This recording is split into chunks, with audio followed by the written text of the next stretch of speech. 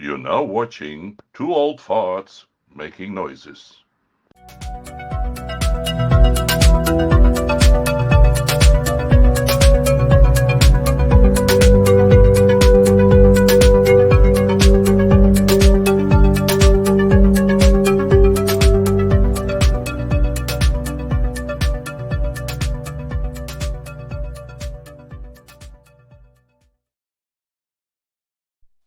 Oh, and we're back. And there he is.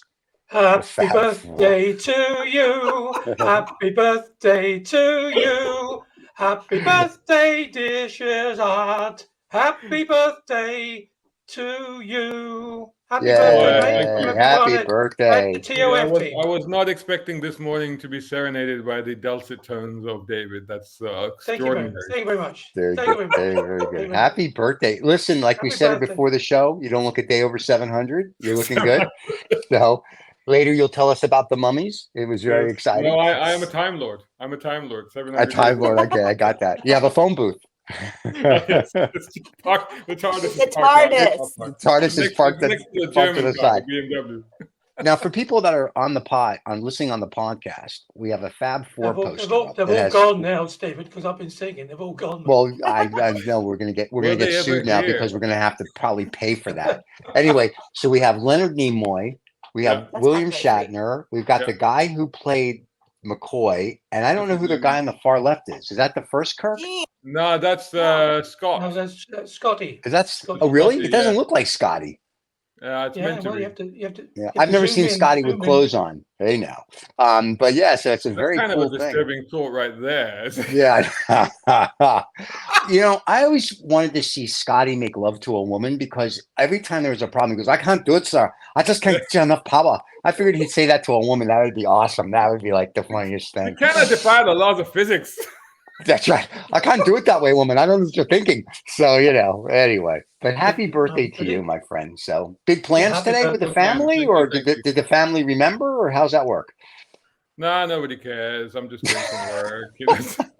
Just us. We're the only people that care about your birthday. You guys, that's all. Wow. I wouldn't even have known otherwise. Yeah, but just so you know we love you. But if we're really the gauge of who cares for you, we need to have a serious chat because you're really going to have to expand your friends. You say that, and I just had a chat. I have a school, somebody I known from way back from school, and he lives in Saudi Arabia, and he has the same birthday as me. So I just messaged him, and he goes, "Oh, I didn't even know it was my birthday." And first of all, I was like, "That's a load of BS." And secondly, if you only realized it was your birthday because I contacted you, then there's something wrong in your life right there.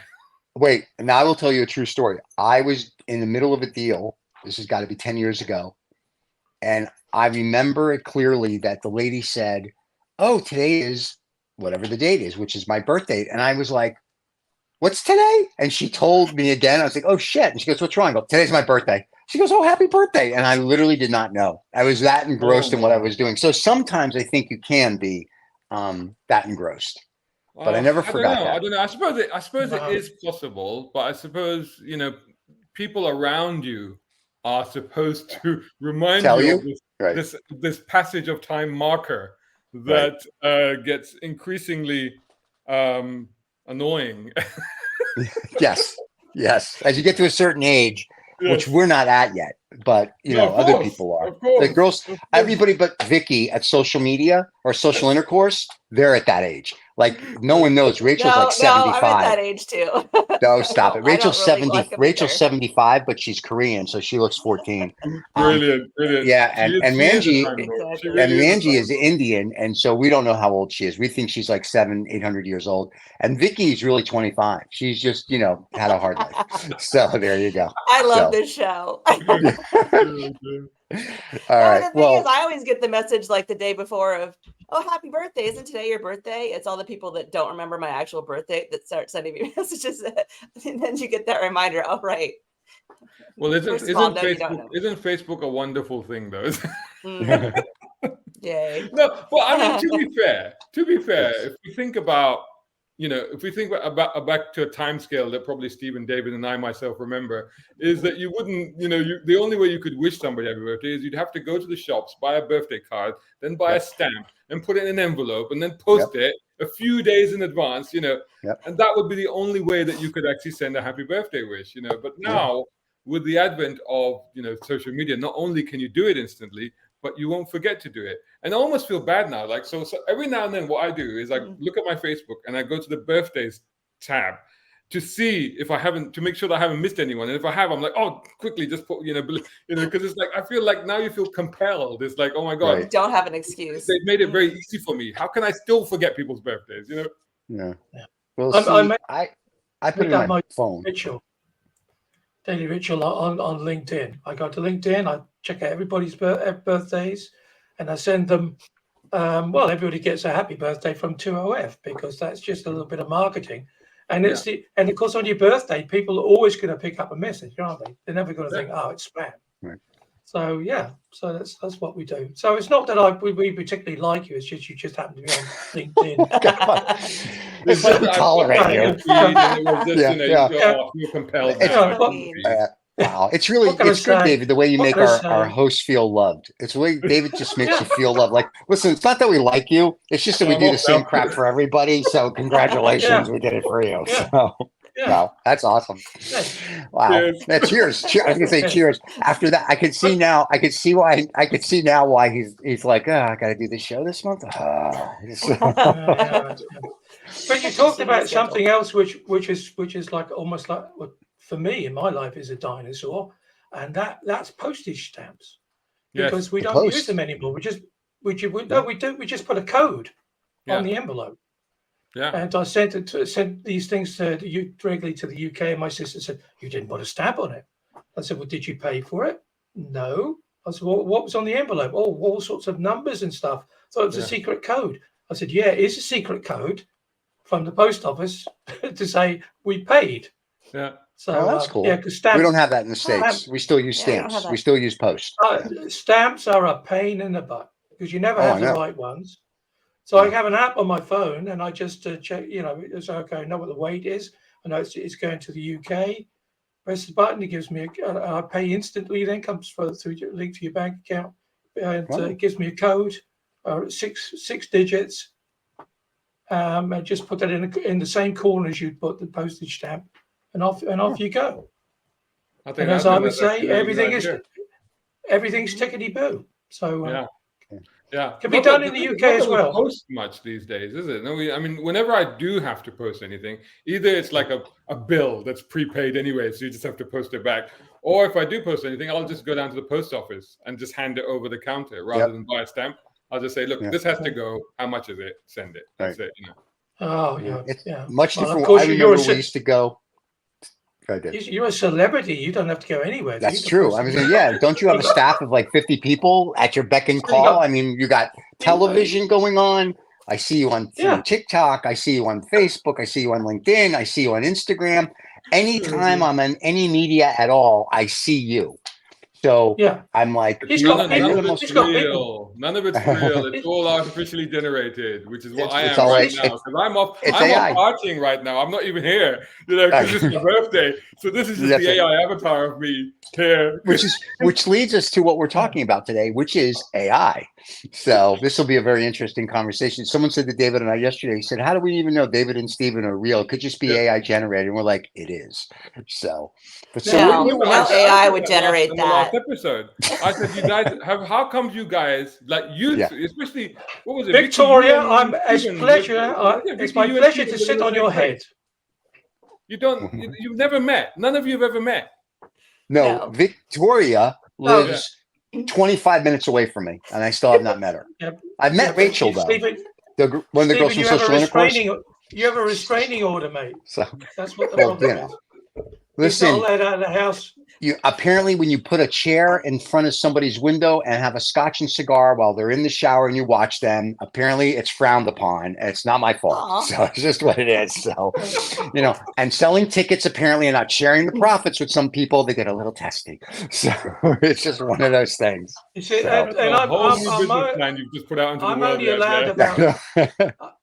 I'm only allowed about 50 meters outside the house before my ankle really hurts. So, my God. Oh dear. We've just lost, and more audiences have just gone, I think more people are calling their friends going, you got to listen to the show, man. I don't know where they're going, but it's going somewhere. So, but anyway, on AI. So I read it. I said today there was an article in actually Billboard magazine and in the FT that was talking about DeepMind is going to now do more in the music space. And as people know that are fans of the channel as a whole, we have AI movies and AI stories, but we give credit to AI where like if we make a movie or a story, it says written and directed by AI old fart, right? So we're literally telling you that we didn't do anything other than, as David puts it, had a brain fart. But we have Adam on the Eve, and he was saying his problem is that people are taking credit now for art that isn't theirs. They'll be like, I want to draw, the four of us, but in Picasso style. Yeah. And they go, look what I did. But you didn't do that. Like, you typed in some words. Well, I mean, having said that, to be fair, it depends on how you perceive of AI, right? If you perceive of AI, as obviously you do, Stephen, because I know that you speak to it very politely, as an actual individual sentient computerized being, then you would feel bad about taking credit for something that it has done. But if you perceive of AI as the more advanced version of Photoshop or Adobe Premiere or whatever, then essentially it's a tool, right? It's just a tool. And if you have a builder working at your house, it's not the hammer that's invoicing you; it's the man that's invoicing you, or the woman that's working there, whoever. So I think I can understand that, because I can understand that people are saying, well, this is just another tool. And listening to, you mentioned DeepMind, I think that is actually Mustafa Suleiman's. And listening to him and to listening recently, believe it or not, our British Prime Minister had a video chat. Yeah, he sat down and had a sort of interview chat with Elon Musk about AI as well. Yeah, because he's a fan. Yeah, and it kind of came across is that they do perceive this, if it's used in the correct way, as a tool that is supposed to benefit us. Yeah. Let me just say funny. this. I was two things. Sorry, Steve. There's two things today. One is I read a thing about there's something called the AI pin, which is being developed, and this is something that you just literally just pin on your clothing, and it will. It's going to be used predominantly ChatGPT, so you'll be able to ask it lots of stuff on the move.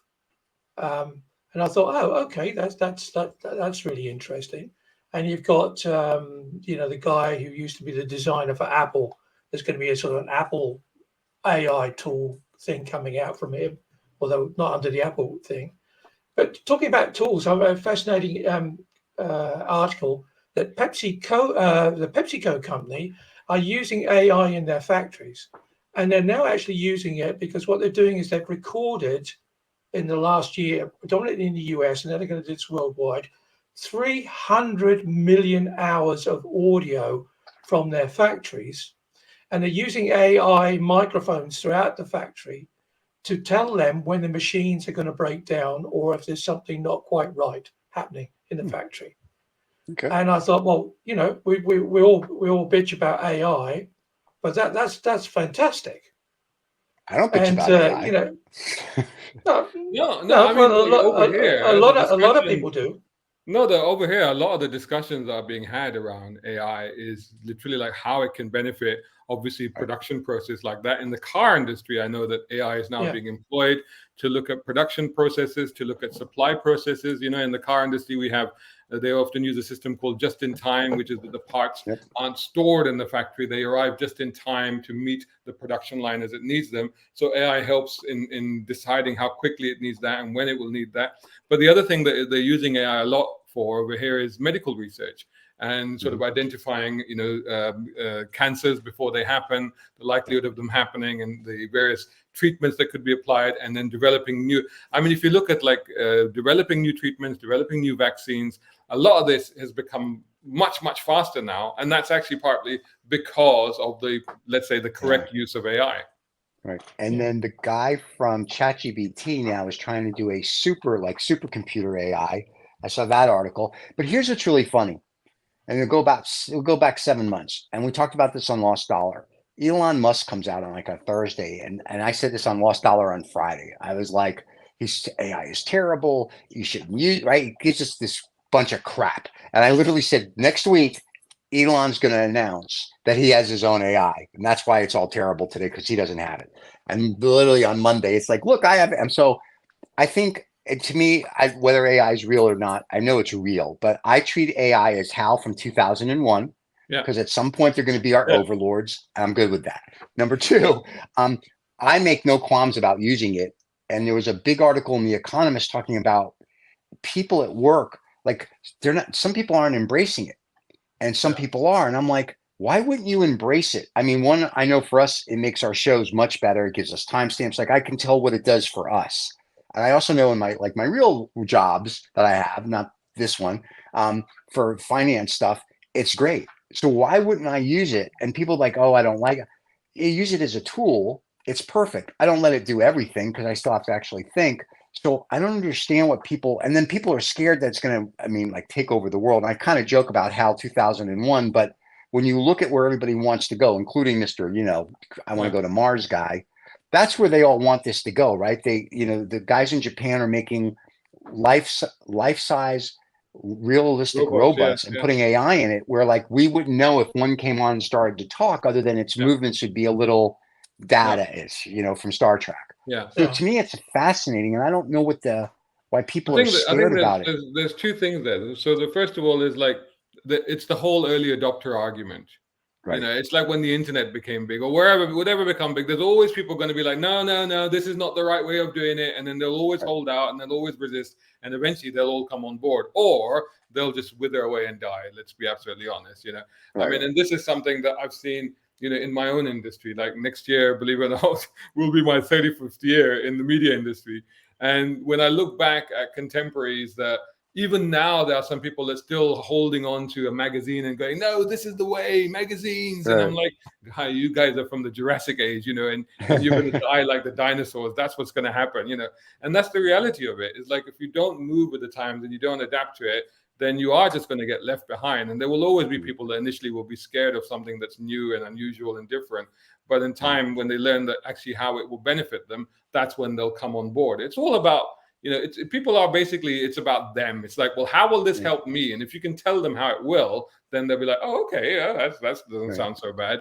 And then moving on to the whole, listening. I mean, there was the whole Elon Musk thing, and he likes to use this term, which he calls suspended disbelief, which is his way of dealing with this possibility of how things could go really, really bad. Because they're all saying it. This is the really weird thing about this emerging new technology, as opposed to any other previously that we've seen, is that previously the proponents or the founders of that or the creators of it have always been like, this is the best thing since sliced bread. This is great. This is going to change your life for the better.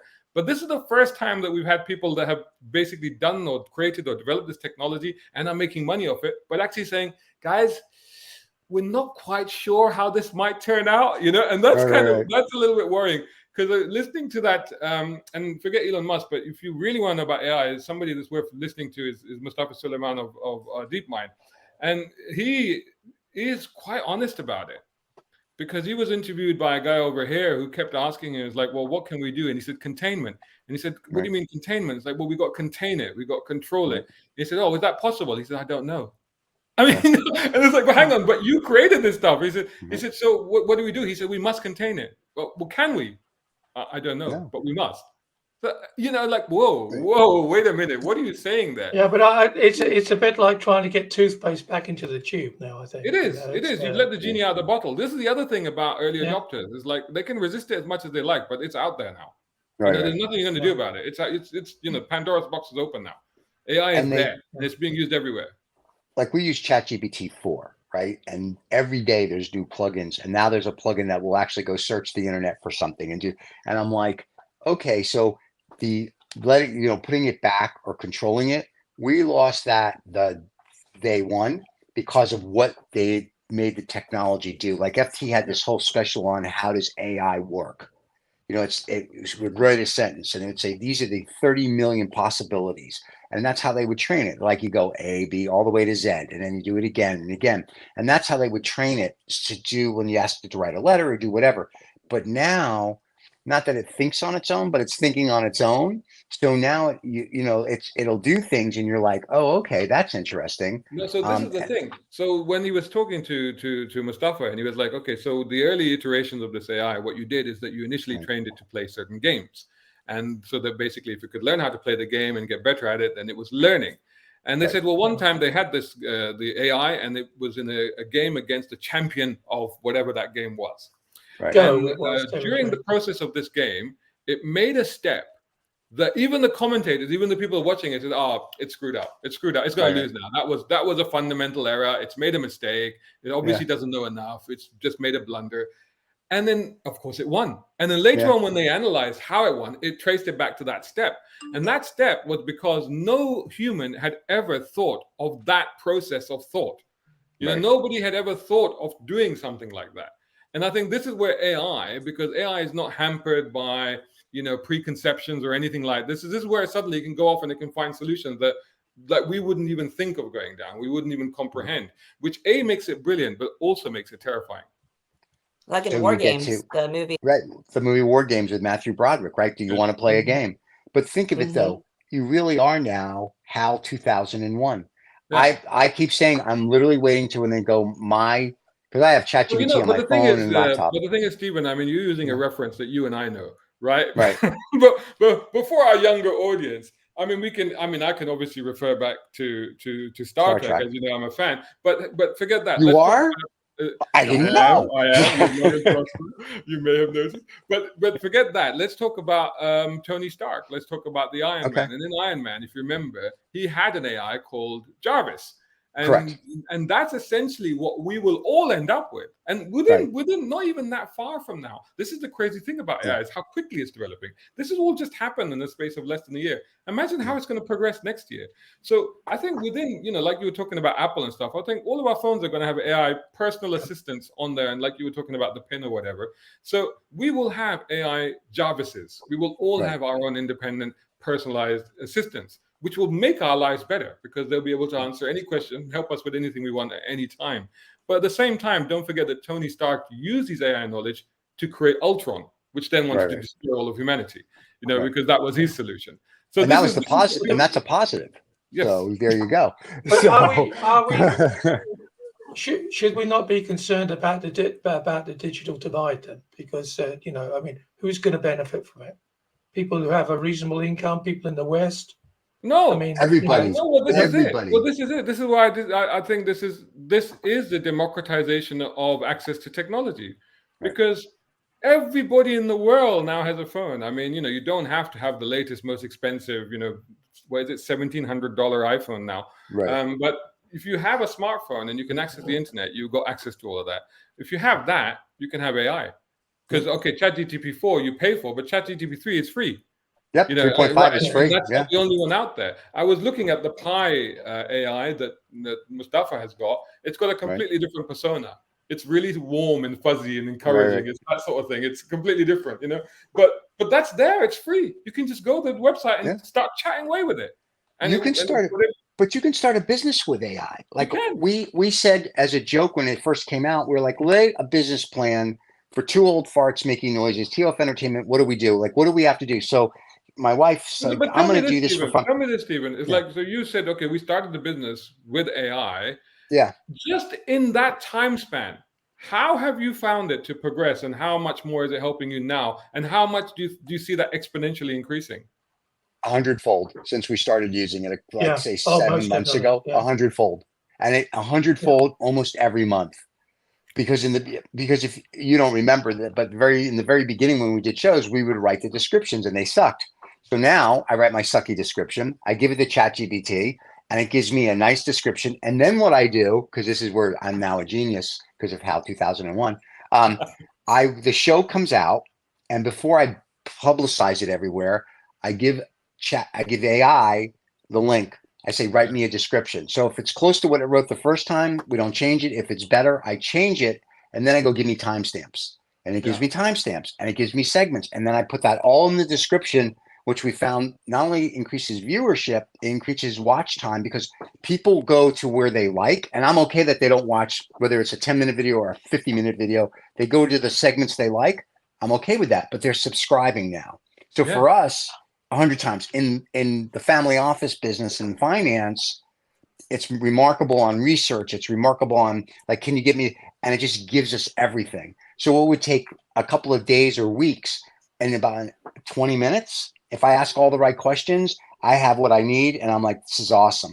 So what I'm hoping for, asking the right questions is key. That's the big one. That's the big thing, is asking the right questions. But also asking the right questions is also key to our survival as well. That's true. If you ask the wrong question, it will ultimately... That was always the mantra, wasn't it? From because I was an early adopter with computers, and that was always the mantra. And people kept saying, "Oh, like computers are stupid." No, computers are not stupid. Ask it a stupid question, you get the proverbial stupid answer.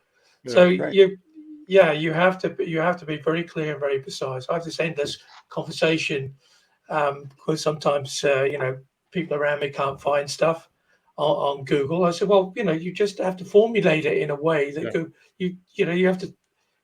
You can't ask it as if I'm asking you a question. You have to formulate it slightly differently. Right. And say, oh, I got like 20 times as many results. Yeah, because the way you asked the question. So do you know what's fun to do with AI? You have to treat it like an autistic child. Right. Somebody that's incredibly smart, knows a lot, doesn't know the nuances, Yeah. But you know what's fun to do? You can ask AI. When I ask it a question, sometimes it says, is there a question I should have asked that I didn't?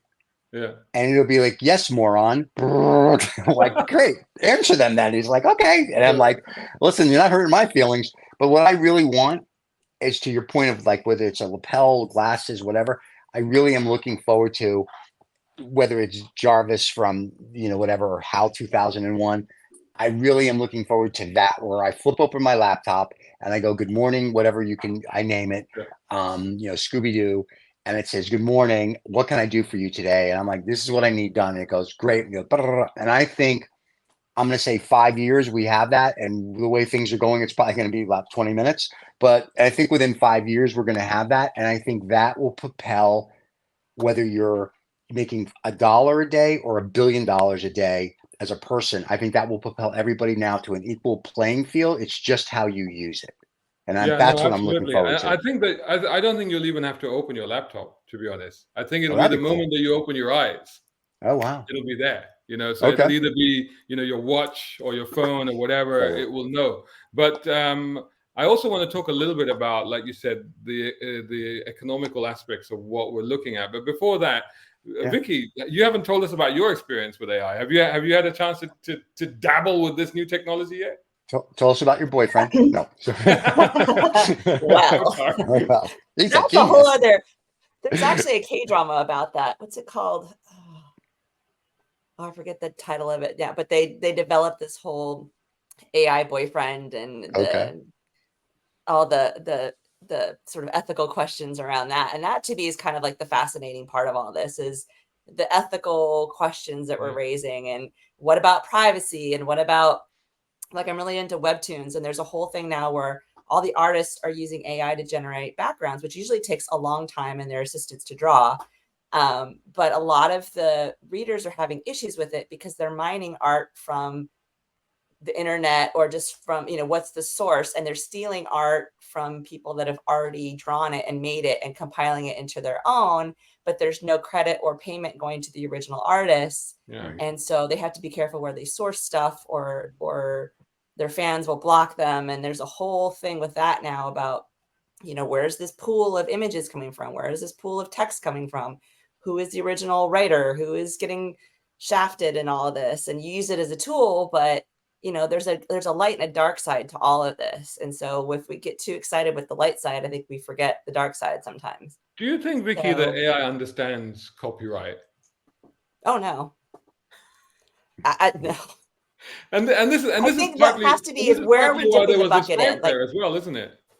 Yeah, I mean, you need your source, your well, to be a place where people have put things in that have been credited or paid for it or whatever. That to me is the issue. Whether it's, you're a writer, whether it's something you've written, then now all of a sudden AI is giving to someone else just because it's out on the internet, because you've sold it or published it or whatever, then it becomes a sticky wicket, because, like you said, the machine doesn't know and doesn't care. What do you think is the ethical dilemma of, say for example, I wrote fan fiction Star Trek, and I put it into AI, and I said, can you make an episode of original series with the original actors' faces, and then I put it out there.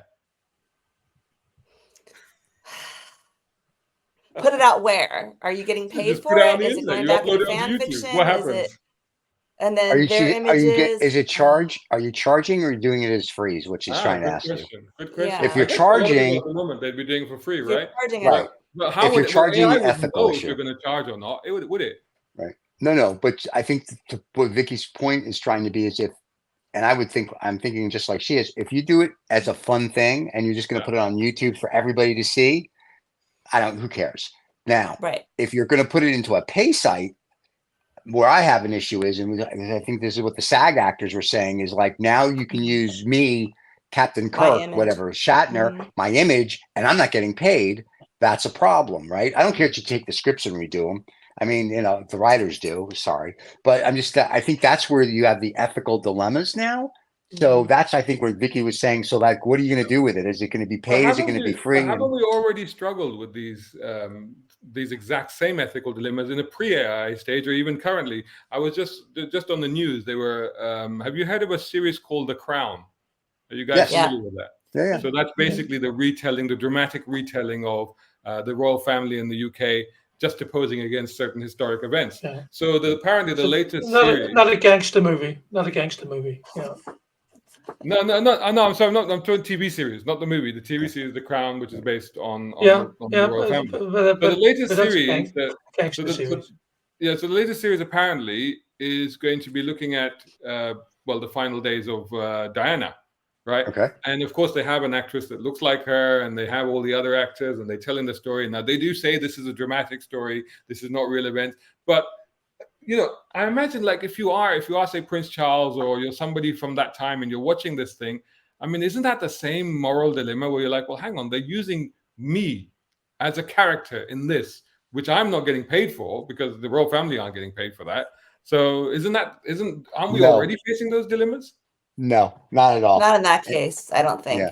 Yeah. No. And because you're a public figure, and it's it's history, and it's a different realm rather than if they just took Diana's photos and they fed it into AI and they said, create an AI character based on her. She's still a historical figure, but say she wasn't. Say she was just an actress and they just wanted to use an actress that they didn't have to feed, or they didn't have to pay residuals to, or they didn't have to whatever. And they just took her picture off of SAG and they made a character from, her headshot that's out there. That to me is where it gets into the dilemma. Right. The great, the bad part of it. Right. So how in the AI out there, like it's, So how do we resolve this in an era? Because fundamentally, this is now going to happen. There's there's no stopping it. Yeah, lawsuits. How do we regulate it? It'll be lawsuits. You're gonna have lawsuits, and then a lawsuit will set the precedents for what's going to happen. But to everyone's point on The Crown, which is really just about inbreeding, and when husband and wife divorce, they're still brother and sister. It's a gangster movie. The family. It is. This is the family. The family. But if you read history book, it is true that what I just said. But what's interesting is, they just made a movie about Napoleon Bonaparte, right? And Joaquin Phillips is playing him. Okay. Yeah. Well, they have an actor playing a person. So it's the same in The Crown. They're having an actress play Diana. They're going to have an actor play Charles. They're going to have whatever. That's a little different, to go back to what Vicky says, or to your point. And now I'm going to scan the whole cast, let's say, of the original Star Trek, or the whole cast of whatever, and I'm going to make a thing. Then that's different, because that's AI doing something. So that's where I understand where the actors were going to, they're on strike. I don't know what they resolved it with. I know they're done, but I don't know what the resolve is. So I can see their point, because ultimately 100 years from now, Tom Cruise will be dead. We think. He's a Scientologist, you never know. So 100 years from now, depending on what happens, I can just sit here and go, I want to make a movie, Mission Impossible number 7006, or Rocky 4 million. And I can then take Cruise or Stallone and do it and not pay their estate or not pay whatever. So I think that's where you're going to start seeing that dilemma in the future. It's like, that may well change, because it might be the same as the normal copyright laws, 100 years, and then they fall. So maybe, because here's the other issue is syndication. And when shows back in the day, like MASH was really big back in the 70s, if you remember MASH, right? Yeah, I loved it. The mashed potatoes, lovely. Loved it. So the MASH, they did not get any residuals for MASH. And what happened was, I forgot what show came after. It's either All in the Family or one of those. But what happened was, the actors, when some strike in the late 70s, they were like, hey, we want residuals. So all these television actors and actresses that did, say, like from let's say from like 1975 to beginning of television, when their shows are done, the only people that make money are the production companies. And then they said, hey, no, we need to be paid residuals, which now they do. So to your point, at some point, yes, David, I think they're going to say, if someone's dead X amount of time, whether it's 100 years or 1,000, whatever it might be, you can then use their likeness.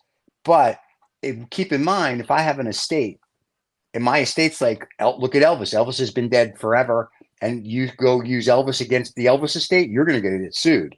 So I don't think, I think he's made as more, long as he's the made estate's more money there, since he's been dead than when he was alive. Right. Yeah, but that's my point. I think you have to look at it that way. It's like, if I have an estate that is making money from me, like the Three Stooges, Abbott and Costello, right? They all have estates, or they all have agents, so to speak.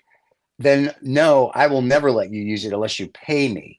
So I think that's where I don't even think copyright laws are going to be doing. Let me complicate this even further, because you're talking about estate, you're talking about them getting paid, and all this sort of stuff.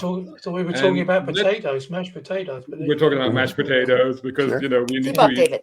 But if we're looking at a future where, and I'll come back to why I say this in a minute, where we don't need to worry about the financial aspects of it. So we take that apart and then we say, right, okay, so is there another aspect of it? Is there the right to say, regardless of monetary transactions, but is there the right to say, you cannot use my image, or I do not want to be seen in this, or I do, don't do this because my face belongs to me?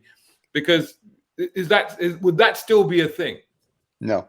You're a public figure. Once you're a public figure, we four of us right now technically are public figures, right? We are out on YouTube. We are out and we're doing shows. So we're public figures. If somebody wants to make a caricature of us in AI and make a funny little movie, in theory, they can do it, right? I mean, all we could do is say, we don't want you to do that. We can sue them. We can ask them to take it down. But realistically, even Tom Cruise or Stallone, if we made a funny little AI movie about them, I don't think the courts know what to do with that yet, right? Because we're not part of the thing. But how does that work then? Because a lot of sports people own their image rights. Well, that's the likeness rights. That's for the college athletes, take out the notion of ownership, of financial ownership. Yeah. Take that notion out of it for a minute, and I'll come back to why I'm saying that. But just take that out. Then where does that leave us? Well, I think, now even with your iPhone, you have Face ID and you have sort of your face's, your password, and your face can be used to incite riots on the Capitol or whatever. And so you really have to. Been there, done that. The deep fake part of it. I'm convinced he's not a real person. But anyway, that even without the financial part, the deep fake part of it is just, that's a muddy pool. And that's a big topic of conversation right now, because I believe we have elections in America. We have elections here next year, for almost certainly. And I think a lot of commentators are already saying, well, like, how much is this going to start to influence how people are going to vote? And that's a big part of this. And that, again, is taking the financial equation out of it. This is now we're talking on a purely political landscape. Can I just very quickly intercept that? Because we're having election. Well, I'm not allowed to vote in Holland. We're having elections here next Thursday, and I've never heard one person talk about AI. Nothing. Technology not even mentioned. Well, they still have wooden shoes, right? And windmills. Yeah, I mean, put their fingers in dikes there. Come on, they know. I've said this before. It's very difficult to be serious about a nation that still wears wooden shoes. But there you go. Yes. But no, it's interesting. It's interesting that you mentioned it. Oh, UK, everybody's talking about it. The US, people talk about it. Europe. Nobody seems to care about the AI part of it. That's not true. So, if you read the FT, there's a lot of people that care. The problem is it's I'm not the that European rich, Commission and the other stuff. but nobody, like the people don't. It's everybody in power that does. I think they're afraid that AI is going to come and kick them out. Are we talking about suspended disbelief again? Are people just going, nah, it's not happening? I think so. They play. We call it playing ostrich. You put your head in the sand and you hope it goes away. Yeah, they're playing ostrich, and it's not working because it's not going anywhere. It's kind of, I think, when the car came, right? Like the horses will be here forever. Yeah, they will, but not how you think. The same with an airplane. It's like that'll never work. Okay, well, it worked. So I think AI is the same thing, that people are playing ostrich, and now they're like, oh, wait a minute, it's not going away. But the early adopters like us will be different than the people that do it. You know, why they don't know that they're affected by it. You know, Holland is not a backward country. Belgium, France, nobody seems to be discussing AI in their politics. You know, well, they will. Soon. They will. And I think this is the thing. I think that this technological upheaval, I think, is probably going to be the most radical in human history that we've ever had. And I think at some point we're all going to be discussing it. And I referred earlier to about, let's take the money situation out. There were two things that really sort of came to the forefront when I was listening to people like Mustafa and to Elon Musk, and both of them had said this. Of course, what we talked about earlier was the containment factor of how this could all go wrong if AI becomes, decides to do something that we don't want it to do. But the other aspect of it that they actually both said, and I think Elon Musk actually said, that in the future there won't be any jobs. You'll only work if you want to, and then then you start to think, well, then how does the cost of living happen? How does the financial and then of course you talked to Mustafa Suleiman, and he was saying that, well, he said, are you advocating what is it, basic national income? And he was like, he said, no, it's even beyond that. It's like there is no need for money, and it goes back to Star Trek. I love it, but there's no need for it. Because ultimately, if AI is able to get us to a point where, for example, he said, if you look at the fundamental requirements of everything we do, it's energy. If AI can figure out how to harness the energy of the sun and store it, we have abundant energy. And he actually used the term, we will enter an age of abundance. If we enter an age of abundance, everybody has what they need, then nobody needs to work. Do we need an entirely new economic and financial system? That's not going to happen, because somebody's going to own the gates, and that's. Well, we could have done free energy back in the early 1900s. Nikola Tesla had the tower, and Tesla was showing you what the pyramids were made for, which is how they generated free energy all over the world. And JP Morgan built it, went away one weekend and had a meeting with people, and came back and said, "We're not going to fund you. Take it down." And we would be in, if you will, that utopia now. And if you look at the pyramids and all the new research that's now coming out about the pyramids, that's what the pyramids were for, to generate electricity around the free energy.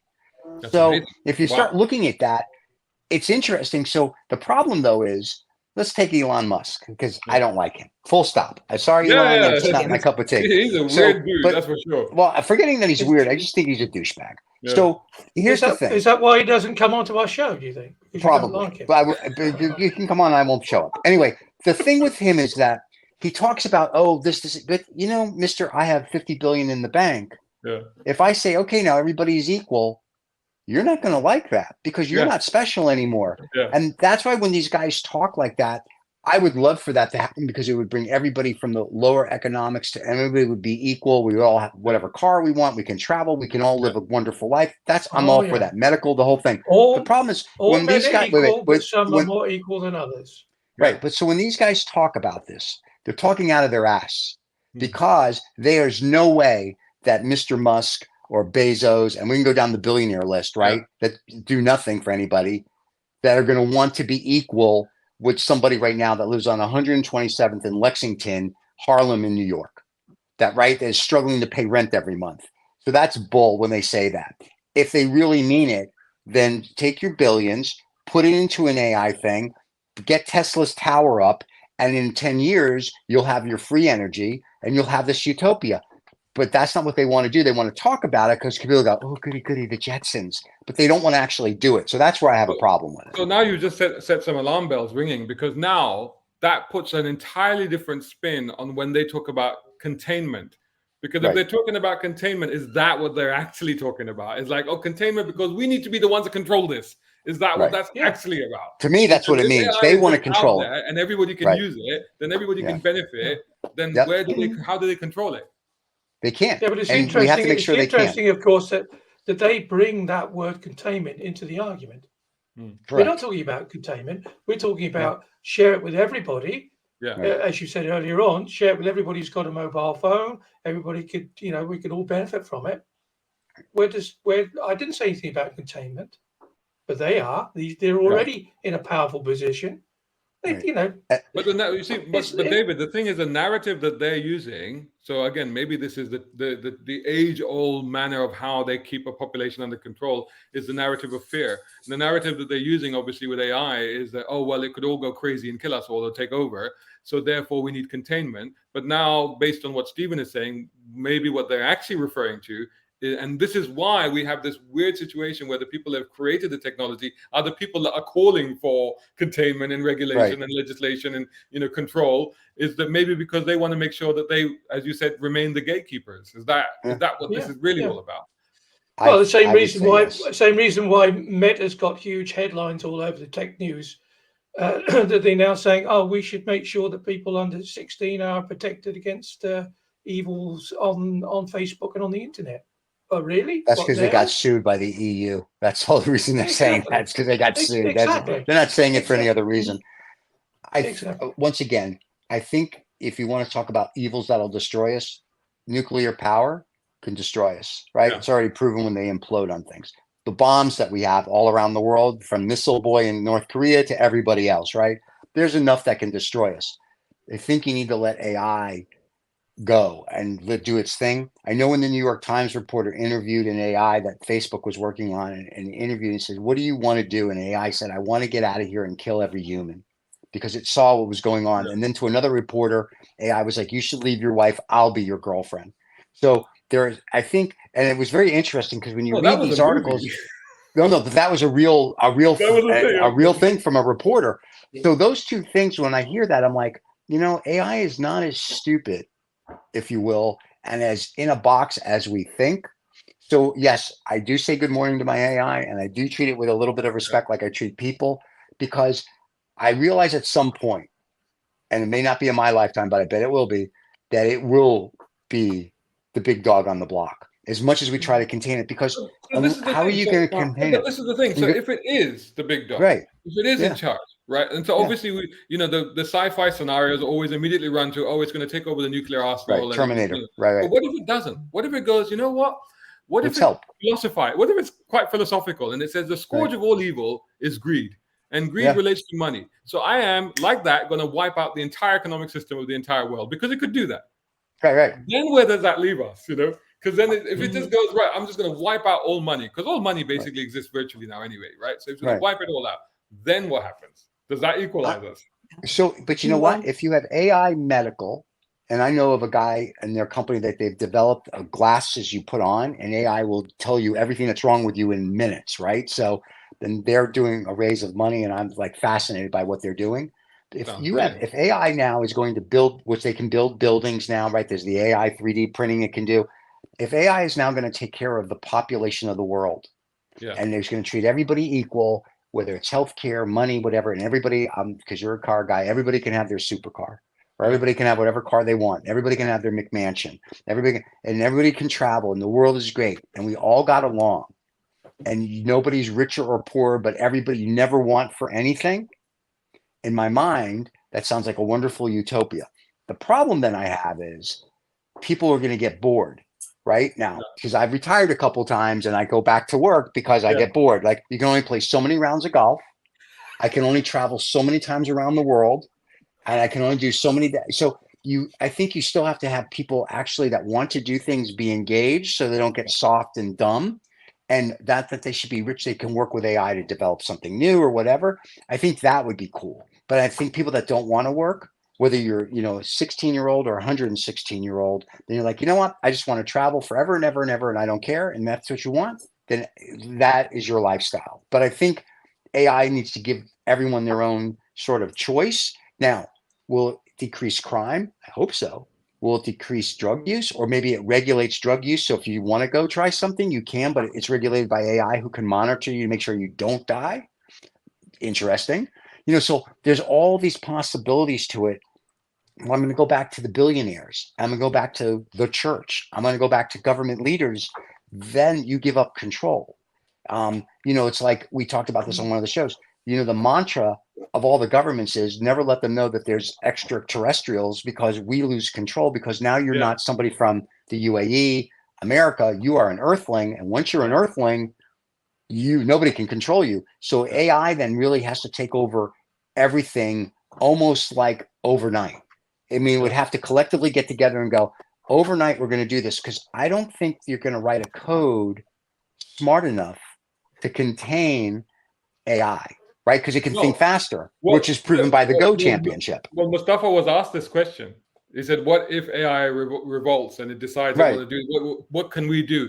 And he said, we can't do anything. The only thing we could do, he said, the only thing we could do is we'd have to set another AI on that AI. Right. And that's the only way that's the only way we can do it. And that's kind of that, to go back to Shazan, our show, there's an episode of Star Trek, and I'm sorry, you'll know the name of it, I don't remember, but when they sort of have a trial to determine whether Data is a sentient real being, and what becomes when artificial intelligence becomes high level enough, are they alive? Is it no longer artificial? Like what point? Bicentennial Man, Robin Williams, remember that? Man? Same thing. So then if you have AI on AI crime, is that crime? Is it not? Are you, where's the whole sort of iRobot? I mean, we are going to get into that, and I think we're all going to get into that much sooner than we think, because, like you said, in Japan, they are developing these incredibly lifelike robots. I mean, they're from up here, so they can't walk around yet, apparently, but from up here, they look incredible. Facial expressions and all this is just extraordinary. Actually, better facial expressions than Data ever managed on Star Trek. But so the reality of it is that I think that we're probably going to have to be dealing with those new era ethical dilemmas quicker than we ever imagined that we would do. But going back to AI and its meaning for the rest of us, are we saying, am I getting the vibe from all four of us that we're generally in favor of it? Yeah. Let it. Oh, look at that! We have all these new effects, as you can tell on our stuff. Everybody? No, just you. There you go. Aww. That's what we think of AI.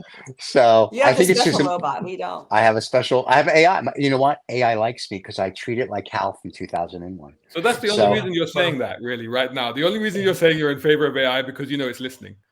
I know it's listening, and right now it's actually doing my taxes. Yeah. Well, AI is not going to like me because I'm going to wrap the show up because we've got so much stuff more to talk about. But let's keep it for the next time. AI next month. AI crime. Yeah, that's cool. AI to AI crime. Let's do it. Followed by AI to AI sex, just to make sure that people do. That's where you really want to go, isn't it, David? That's where David. That's all. Ultimately, all been leading. Hey, listen. That's right. What we were going to get to. Listen, you've already rumbled me anyway. Yeah, I'm only up to here. There's nothing else underneath it. Well, ladies and gentlemen, it has been wonderful. Happy birthday to Brown Car Guy. And we're going to be putting out a short later today. Don't sing. We're going to have to pay people. And then YouTube's going to have a heart attack. That's copyright free. That one's free. No, it's not. Yeah, no. Happy birthday. You've got to pay royalties. Nope. They make $2 million a year on that song. Who owns Happy Birthday? I thought it was. Okay. So there is a company. It used to be in America that owned it. They sold the company, and the only claim to fame they had was the Happy Birthday song. And if I'm not mistaken, it's either a company out of the UK or someone in America bought it. But the Happy Birthday rights gave about $2 million a year. But yes, Happy birthday. Don't forget to watch Brown Car Guy on his own YouTube channel, Brown Car Guy. You can watch us, of course, on Two Old Farts Making Noises, TOF Entertainment. We've got 20 some odd shows. We got AI shows. Go figure. You can watch those. Social Intercourse has their merch out. Vicky's got merch she's drinking from, which is cool. So you can go check out our merch. And we thank all of you. And since Brown Car Guy will not be back until December, I'm assuming he'll be for the holiday. So for the people in America, happy Thanksgiving. For my Lawnsmen, happy Hanukkah. And we'll see you before Christmas and New Year's. And we'll wish you Kwanzaa and all the other 42 holidays that we're probably missing. And then that's it. Happy all of them. Yes. And that's it. David, take us home. Thank you, everybody. We'll see you all next week. Cheers. Bye-bye.